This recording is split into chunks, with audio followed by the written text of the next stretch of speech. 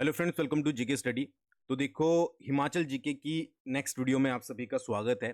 आज हम जो है वो एचपी जीके के टफेस्ट क्वेश्चंस को जो है वो डिस्कस करेंगे और ये जो है वो पार्ट आपका 19 होने वाला है। इससे पहले हम 18 पार्ट बना चुके हैं जिसमें हमने डिफरेंट डिफरेंट क्वेश्चंस को कवर किया है और कोशिश की है कि सबसे यूनिक क्वेश्चंस को जो है हम कवर कर सकें। मेरा नाम है राहुल गुप्ता, आप देख रहे हो जीके स्टडी। आपका काम इस वीडियो में सिर्फ इतना है कि वीडियो को अच्छे से देखना है और 10 क्वेश्चन मैंने यहां पर ऐड किए हैं, उनमें से आपके कितने बनते हैं सही सही वो आपको कमेंट करके बताना है, ताकि आपको भी अपनी जो है वो पता लगे कि आपकी तैयारी कितनी है और कितनी आपको तैयारी करने की जो है वो जरूरत है।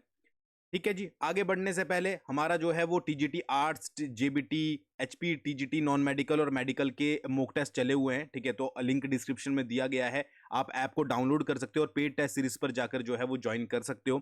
सिंपल सा आप जो है वो थोड़ा सा यूनिक चीज आपको क्या मिलेगी कि एक तो देखो, जो जैसा आपका सीबीटी एग्जाम होगा वैसे आपको पूरा पैटर्न मिलेगा। दूसरा, आप टेस्ट की जो है वो पीडीएफ भी डाउनलोड कर सकते हो। एक बार आपने टेस्ट दे दिया, बाद में आपको रिवाइज करनी है तो पीडीएफ भी आप डाउनलोड कर सकते हो इस तरीके की। तो एक बार जाकर जरूर चेकआउट कीजिएगा। चलिए बात करते हैं पहले क्वेश्चन के बारे में। पहला क्वेश्चन है, ये आपका एचपी करंट अफेयर के पॉइंट ऑफ व्यू से बहुत इंपॉर्टेंट है और आपको किसी ना किसी एग्जाम में मैं गारंटी देता हूं देखने को मिलेगा। हाल ही में ही शिमला जिले के रिज पर बनाई गई वीरभद्र सिंह जी की प्रतिमा निम्नलिखित में से किस पार्क में बनाई गई है? अब जरूरी नहीं यही क्वेश्चन पूछा जाए, क्वेश्चन बहुत तरीके से घुमाकर पूछा जा सकता है, तो सारी इंफॉर्मेशन मैं आपके साथ शेयर करूंगा। तो आपको ये तो पता ही होगा कि हिमाचल प्रदेश के जो पहले आपके मुख्यमंत्री रह चुके हैं वीरभद्र सिंह जी, उनकी प्रतिमा हाल ही में ही रिज पर बनाई गई है। यहां पर क्वेश्चन है कि किस कौन से पार्क में बनाई गई है? अमृत कौर पार्क में, दौलत सिंह पार्क में, शिमला नेचर पार्क, या इनमें से कोई नहीं? तो इसका जो सही आंसर है वो है आपका दौलत सिंह पार्क। ठीक है जी, याद रखिएगा दौलत सिंह पार्क। अब वीरभद्र सिंह जी के बारे में बात करें तो आपको पता ही होगा 6 टाइम जो है ये आपके हिमाचल प्रदेश के सीएम रहे हैं और पहली बार आई थिंक 1983 में ये जो है वो सीएम बने थे, 8 अप्रैल के आसपास। तो इनकी स्टैच्यू हाल ही में ही रिज पे लगाई गई है, दौलत सिंह पार्क, याद रखिएगा। स्टैच्यू की अगर हाइट आपसे पूछ ली जाए तो 9 फीट की जो है वो यहाँ पर स्टैच्यू बनाई गई है। इसके अलावा मूर्तिकार कौन है जिन्होंने इस स्टैच्यू को डिजाइन किया है? उसका नाम है, उनका नाम है सॉरी, ठीक है, राम सुतार। ठीक है, राम सुतार। राम सुतार जी वही हैं जिन्होंने स्टैच्यू ऑफ यूनिटी को डिजाइन किया है। तो ये सारे पॉइंट कि कितनी हाइट है ये भी पूछा जा सकता है। ठीक है, वीरभद्र सिंह जी से रिलेटेड भी पूछा जा सकता है और दौलत सिंह पार्क तो मैंने आपको बता ही दिया। तो ये सारी चीजें जो है वो आपको यहाँ पर इंपॉर्टेंट याद रखनी है, क्योंकि कई बार क्या होता है ना कि जैसे हाई लेवल के एग्जाम्स होते हैं तो उसमें स्टेटमेंट वाइज क्वेश्चन आ जाते हैं कि भाई ये स्टेटमेंट दी गई है, दूसरी स्टेटमेंट दी गई है, तीसरी दी गई है, तो वहां पर ये स्टेटमेंट जो है वो ऐड हो सकती है। अगला क्वेश्चन देख लेते हैं। आई होप आपका पहला क्वेश्चन सही हुआ होगा क्योंकि ये तो आपका करंट अफेयर का है। निम्नलिखित में से किसे कुनिहार प्रजामंडल का संरक्षक नियुक्त किया गया था? वो among the following was appointed as the protector of Kunihar Prajamandal? Babu Kanshiram, Bhagmal Sotha, Hirapal Devsuman. ठीक है, तो इसका जो सही आंसर है वो है आपका बाबू कांशीराम। जो कुनिहार प्रजामंडल है उसका संरक्षण किसे नियुक्त किया गया था? बाबू कांशीराम को। ठीक है, कुनिहार प्रजामंडल की जो स्थापना की गई थी, स्थापना वो कब की गई थी? वो 1939 में की गई थी, 1939 में की गई थी। और उस समय राणा कौन थे? ठीक है, वहां के कुनिहार के वो थे आपके हरदेव सिंह। हरदेव सिंह जो है वो वहां के राणा थे, ये याद रखिएगा। बात करें कुनिहार के बारे में तो कुनिहार शिमला के पास आपको पता ही होगा, 7 वर्ग किलोमीटर जो है वो इसका एरिया है। ठीक है, तो बाबू कांशीराम पहला पॉइंट हो गया। सेकंड, कुनिहार प्रजामंडल की स्थापना कब की गई थी? और तीसरा, उस समय राणा कौन थे? राणा हरदेव सिंह। और एरिया भी आप थोड़ा बहुत याद रख सकते हो अगर आप रखना चाहते हो। तो प्रजामंडल वगैरह बहुत ज्यादा इंपॉर्टेंट है। ठीक है, तो ये जरूर पढ़ने हैं आपको। हमारा जो एचपी जीके का जीरो टू हीरो बैच है उसमें भी हमने ये प्रजामंडल वगैरह पढ़ा दिए हैं। अगला क्वेश्चन, निम्नलिखित में से किस किस उत्सव का संबंध हिम मानव येती की गाथा से है? देखो, येती आपने सुना होगा कि येती एक हिम मानव को बोला जाता है, स्नोमैन को बोला जाता है, स्नोमैन बोल लीजिए, या एक आपने सुना होगा येती। अगर आपको नहीं पता है तो सर्च कर लीजिएगा। ठीक है, येती किसको बोला जाता है? तो हिमाचल प्रदेश का कौन सा उत्सव है जिसमें जो है वो येती से संबंधित गाथा, ठीक है, या स्टोरी जो है वो बोली जाती है? लोसर हो गया, मली हो गया, याने हो गया, छोदपा हो गया। तो इसका जो सही आंसर है वो है आपका छोदपा। छोदपा। ठीक है, सबसे पहला क्वेश्चन तो पता लग गया आपको। तो पहला और क्या बनता है कि ये छोदपा उत्सव जो है वो कहां पर मनाया जाता है? तो लाहौल एंड स्पीति में मनाया जाता है, ये आपको यहां पर याद रखना है।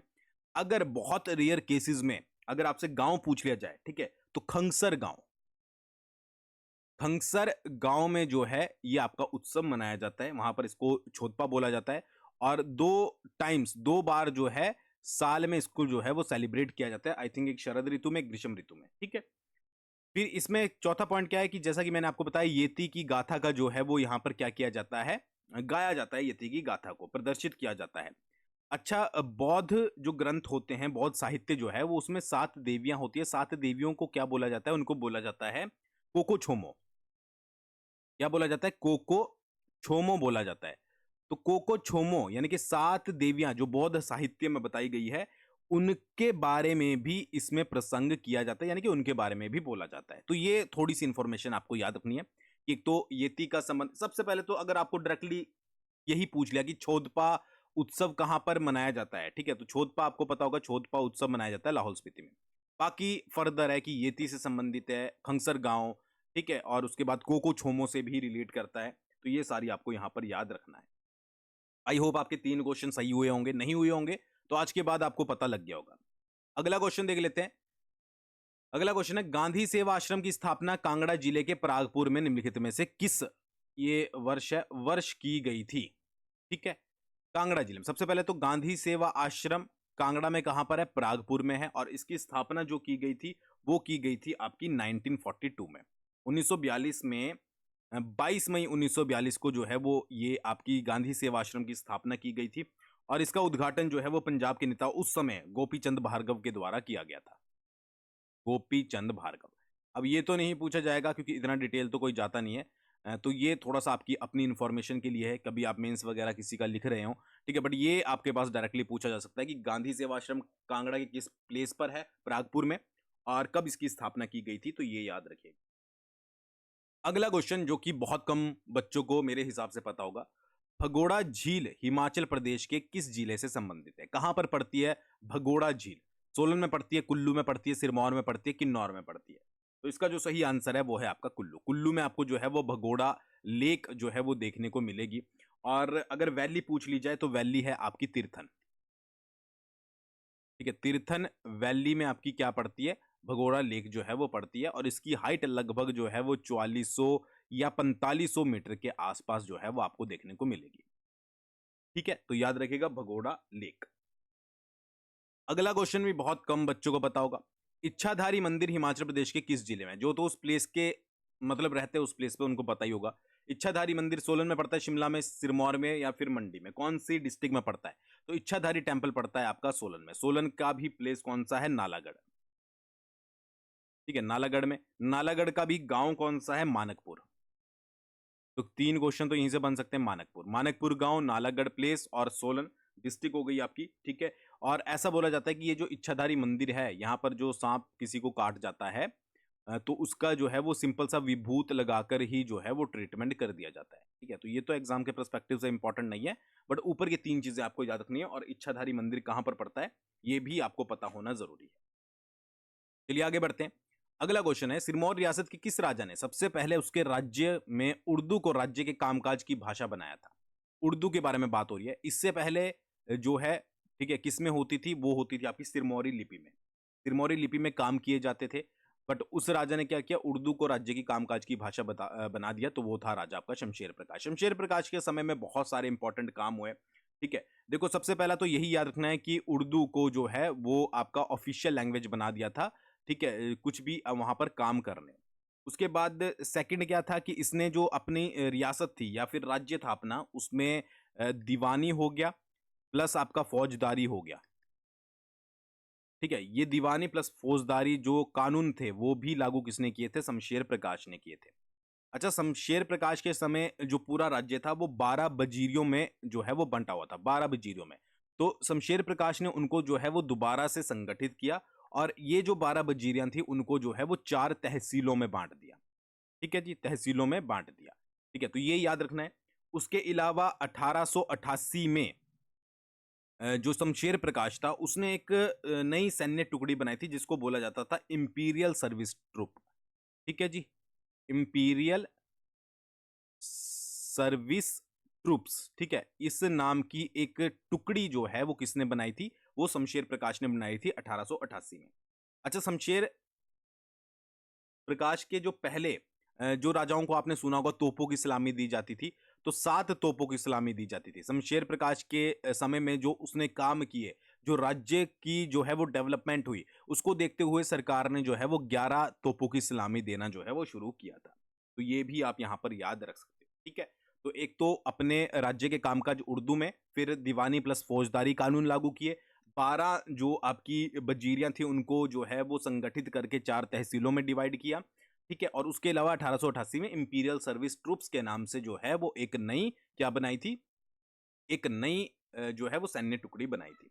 चलिए आगे बढ़ते हैं। अगला क्वेश्चन है, कुठ का बीज सबसे पहले जम्मू कश्मीर से लाहौल स्पीति कब लाया गया था? ठीक है, ये क्वेश्चन एक तरीके से और से पूछा जाता है कि लाहौल स्पीति में कुठ की खेती कब शुरू की गई थी?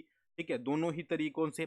तो इसका जो सही आंसर है, बहुत सारे कैंडिडेट को पता होगा, 1925 1925 में जो है वो खेती शुरू की गई थी, या फिर जम्मू कश्मीर से लाहौल स्पीति बीज लाया गया था। अगर आपसे पूछ लिया जाए कि बोटेनिकल नेम, ठीक है, क्या होता है कुठ का बोटेनिकल नेम, तो याद रखिएगा बोटेनिकल नेम होता है सासुरिया लापा, ठीक है? SAUSSUREA, सासुरिया लापा जो है वो कुठ का बोटेनिकल नेम होता है। समझ आ गया? अगला क्वेश्चन, ठीक है, अगला क्वेश्चन थोड़ा सा ट्रिकी है। क्यों है अभी पता लग जाएगा। निम्नलिखित में से किसे 1987 में चंद्रधर शर्मा गुलेरी पुरस्कार से नवाजा गया था? 1987 में, ठीक है? तो इसका जो सही आंसर होगा वो होगा आपका मनोहर लाल। अब बच्चे क्या करते हैं, जल्दबाजी में लगा देंगे श्री केशव। श्री केशव को सबसे पहला चंद्रधर शर्मा गुलेरी पुरस्कार मिला था, बट मिला कब था? 1986 में। ये आपको याद रखना पड़ेगा कि ईयर कौन सा पूछा गया है। मैंने यहां पर ईयर पूछा है 1987, तो 1987 में दिया गया था किसको? डॉक्टर मनोहर लाल को। 1986 में किसको दिया गया था? आपका चंद्रधर शर्मा गुलेरी पुरस्कार श्री केशव को। तो ये हो गए आपके फर्स्ट हो गए, ठीक है जी। ये हो गए आपके सेकंड, और श्रीमती रेखा जो थी थर्ड थी, इनको दिया गया था 1989 में। तो ये तीनों ही आपको याद रखने हैं। आपको ईयर जरूरी है कि ईयर पता हो, अगर एग्जामिनर का दिमाग ज्यादा चला, नहीं तो ज्यादातर जो है वो फर्स्ट ही पूछा जाता है, बट फिर भी थोड़ा दिमाग खोलकर जो है वो क्वेश्चंस को पढ़ना। अगला क्वेश्चन देख लेते हैं। पहला महावीर चक्र निम्नलिखित में से किस हिमाचली व्यक्ति को दिया गया था? पहला महावीर चक्र दिया गया था आपका कर्नल कमान सिंह को, ठीक है? और ये कहां से बिलोंग करते हैं? ये करते हैं आपके नूरपुर से। फिर दिया गया था मेजर खुशहाल है वैसे तो, खुशहाल चंद, ठीक है, ये आपका केलोंग से बिलोंग करते हैं। कर्नल ठाकुर पृथ्वी चंद, ये बिलोंग करते हैं आपके मनाली से। सभी को मिला है, सभी हिमाचलियों को इनको महावीर चक्र से नवाजा गया है। कर्नल शेरजंग थापा, ये आपके जो है वो भी मनाली से हैं, ठीक है जी। तो इन सभी को जो है वो 1948 के आसपास जो है वो दिया गया था महावीर चक्र, और पहला जो मिला था वो याद रखिएगा कर्नल कमान सिंह को मिला था, ठीक है? तो ये है आपके 10 क्वेश्चन। आई होप आपको समझ आ गए होंगे, ठीक है? बाकी आपके कितने 10 में से सही हुए हैं कमेंट करके जरूर बताइएगा। थैंक्स फॉर वॉचिंग, बहुत जल्दी मिलते हैं नेक्स्ट वीडियो के साथ।